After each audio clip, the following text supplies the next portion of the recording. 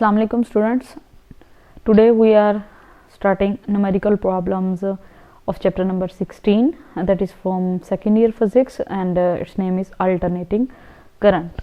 Start हम करेंगे first problem से, जो कि हमारे स्मार्ट सिलेबस का पार्ट भी है।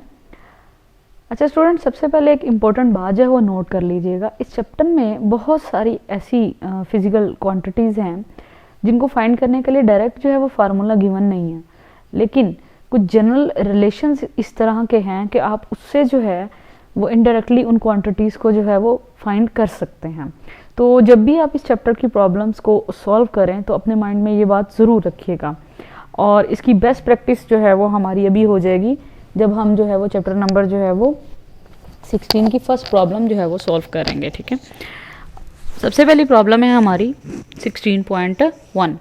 सबसे पहले इसकी स्टेटमेंट देखिएगा ताकि हमें डाटा और हमने क्या फाइंड करना है वो हमें पता चल जाए। An alternating current is represented by the equation I is equals to 20 sin 100 pi T.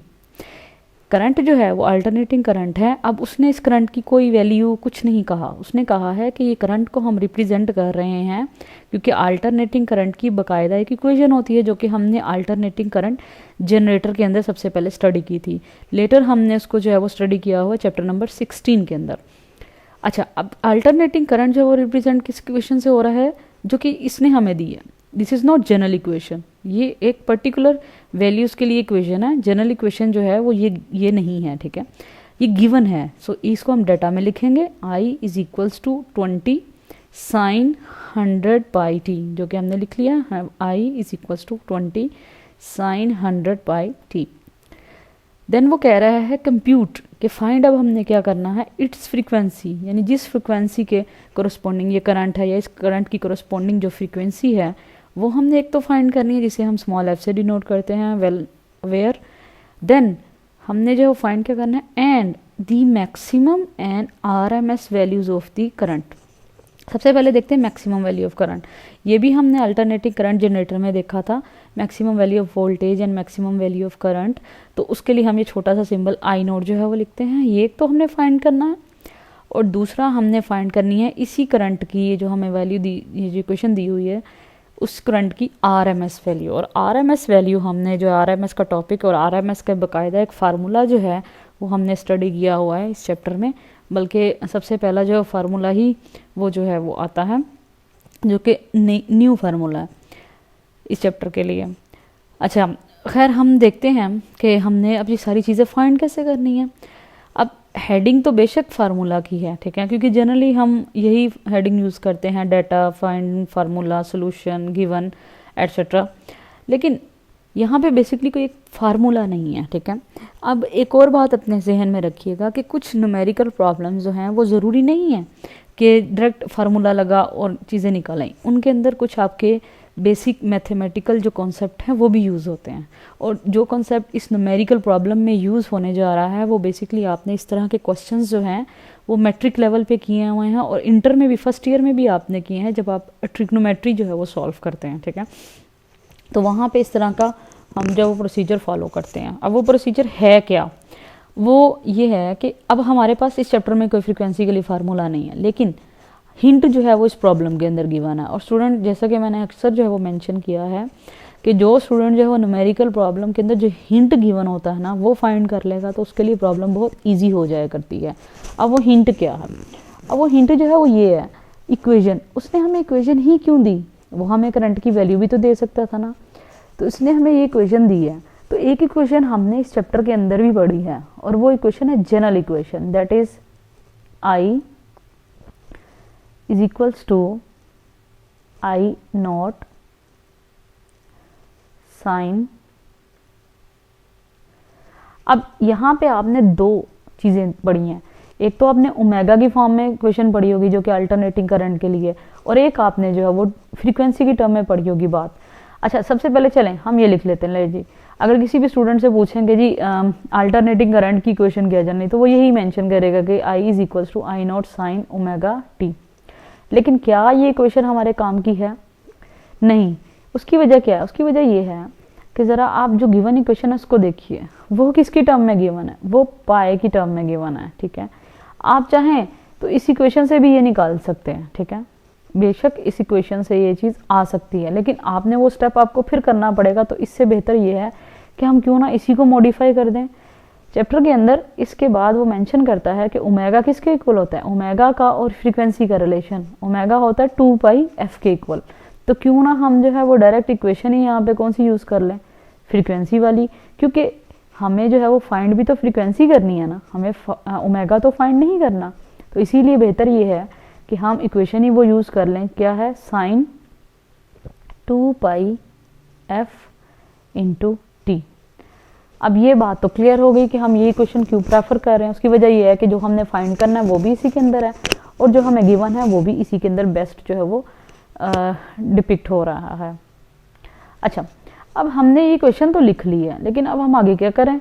तो हमें आगे कुछ भी करने की ज़रूरत नहीं। एक्चुअली स्टूडेंट्स, हमें कुछ सॉल्व नहीं करना पड़ेगा। मैंने अभी थोड़ी देर पहले ये मेंशन किया था कि समटाइम्स न्यूमेरिकल प्रॉब्लम के अंदर आपके बेसिक मैथमेटिकल कॉन्सेप्ट्स भी यूज़ होते हैं। उनमें से एक था इक्वेशंस को कंपेयर करना, ठीक है। समटाइम हमें चीज़ें जो वो डायरेक्टली गिवन नहीं होती, लेकिन हमारे सामने होती हैं। फ़र्ज़ कर लें हम जो हमारी गिवन इक्वेशन है वो है, लेट्स से वो है इक्वेशन नंबर 1, ठीक है। और ये जो जनरल इक्वेशन है ये है हमारी इक्वेशन नंबर 2। तो अगर मैं यहाँ पे हम ये मेंशन करते हैं, ठीक है, सोल्यूशन के अंदर कि कंपेयर कर रहे हैं, हम क्या कर रहे हैं, कंपेयर कर रहे हैं, कंपेयरिंग 1 and 2। अच्छा, कंपेयर करने का मतलब क्या, तो इसको समझने के लिए सब हम इनको ऐसा करते हैं, हम इनको एक दफ़ा दोबारा लिख लेते हैं, ठीक है। I is equals to 20 sine 100 pi T. अच्छा, इस इक्वेशन को हमने जनरल इक्वेशन के साथ जो है वो कंपेयर करना है, और जनरल इक्वेशन है I is equals to I naught sine 2πf into T. अब जैसे मैंने ये क्वेश्चन लिखी, होप्स हो कि आपको जो है वो थोड़ा सा आइडिया तो हो गया होगा कंपेयर करने का मतलब क्या है, कि लेफ्ट साइड को लेफ्ट साइड से, राइट साइड को राइट साइड से हम कंपेयर करते हैं। तो जैसे ही हम कंपेयर करते हैं तो हम देखते हैं कि यहाँ पे जो हमारे पास साइन, क्योंकि फ्रीक्वेंसी जो हमने फाइंड करनी है सबसे पहले वो आ रही है साइन के आर्गूमेंट में, तो बाकी चीज़ें हम थोड़ी देर के लिए इग्नोर करते हैं, ठीक है। तो टी की जगह पे क्या है, टी है, ठीक है, और पाई की जगह पे क्या है, पाई। बाकी जो हमारी पहली इक्वेशन है उसके अंदर क्या रह गया, 100, और दूसरी इक्वेशन के अंदर क्या रह गया, 2f। इसका मतलब क्या हुआ कि 100 की जगह पे क्या है, 2f, या हम ये कह लेते हैं कि 2f की जगह पे क्या है, 100। सो यहाँ से हम क्या इम्प्लाई कर सकते हैं, हम यहाँ से सिंपली इम्प्लाई कर सकते हैं that 2f is equals to 100।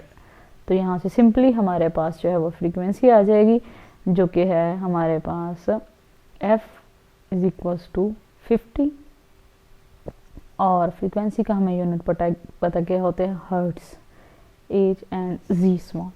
तो यहाँ से हमारे पास फ्रीक्वेंसी आ गई विदाउट सॉल्विंग एनीथिंग, ठीक है। अगेन अगर हम इसी चीज़ को देखें कि हमने जो है वो इन इक्वेशन को जो कंपेयर किया हुआ है, तो ज़रा गौर कीजिए। सेकंड चीज़ जो हमें फाइंड करनी है वो क्या फाइंड करना है, हमें आई नॉट जो है वो फाइंड करना है, दैट इज़ मैक्सिमम वैल्यू। अब ज़रा दोनों इक्वेशन को दोबारा देखिए, तो जिस जगह पे आई नॉट है यानी साइन के साथ जो कोफिशिएंट है, मल्टीप्लाई हो रही है चीज़ एक्चुअली, वो क्या है, 20। सो हम यहाँ से कह सकते हैं कि यहाँ से हमें क्लियर जो है वो लग रहा है पता कि आई नॉट जो है वो दैट इज़ 20, और क्योंकि हमें जो है वो हमने ऐसा यूनिट यूज़ कर रहे हैं तो ये क्या आ जाएगा, एम्पेयर्स। तो यहाँ से हमारे पास क्या आ गया, सिंपली हमारे पास आ गई मैक्सिमम वैल्यू, जो जिसे हम पीक वैल्यू भी कहते हैं, ठीक है। अच्छा स्टूडेंट्स, अब हमने फाइंड करना है RMS वैल्यू, ठीक है। अब RMS वैल्यू के लिए जो है वो हमारे पास एक बाकायदा जो है वो रिलेशन होता है बिटवीन RMS, यानी कि 0.3 पे हम क्या फाइंड करें, RMS वैल्यू, और उसके लिए दो फार्मूले गिवन हैं, आप दोनों ही याद कर लें, कोई इसमें इशू नहीं है। एक उसी को ही सॉल्व करके बेसिकली आता है I naught divided by square root 2, ठीक है। या अगर आप जो है वो 1 ओवर स्क्वायर रूट को लहदा सॉल्व करें, यानी कि पहले आप 2 का स्क्वायर रूट लें और उसके बाद उसका रेसिप्रोकल यानी कि 1 डिवाइडेड करें, तो रिजल्ट आपके पास बेसिकली आता है 0.7, और ये मल्टीप्लाई किससे हो जाएगा, आई नॉट से। तो हम इसी को यूज़ कर लेते हैं। तो और हम इसके अंदर अगर हम वैल्यू सब्स्टिट्यूट करें तो हमारे पास RMS वैल्यू क्या आएगी, IRMS is equals to 0.7 multiply by I naught, और आई नोट हमने अभी अभी देखा है वो क्या है 20, ठीक है। तो इसको बड़े ध्यान से जो है वो देखिएगा कि 20 और 0.7 कहाँ से है। एक दफ़ा मैं फिर बता दूँ कि 1/2 को जो है यानी कि स्क्वायर रूट 2 पहले आप लें और उसके बाद उसको जो है उसका रेसिप्रोकल लें, यानी कि 1 से उसको डिवाइड करवा दें तो आपके पास आ जाता है 0.7। जैसे ही आप 0.7 से मल्टीप्लाई करेंगे 20 को तो आपके पास आ जाएगा 14।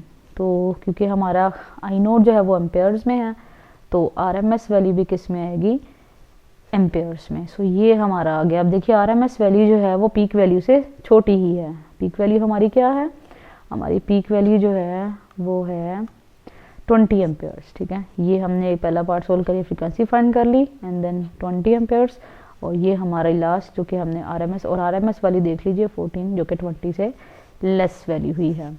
आई होप के स्टूडेंट्स आपको ये प्रॉब्लम इंटरेस्टिंग भी लगी होगी और आपको ये प्रॉब्लम अच्छे से समझ भी आ गई होगी। अल्लाह हाफिज़।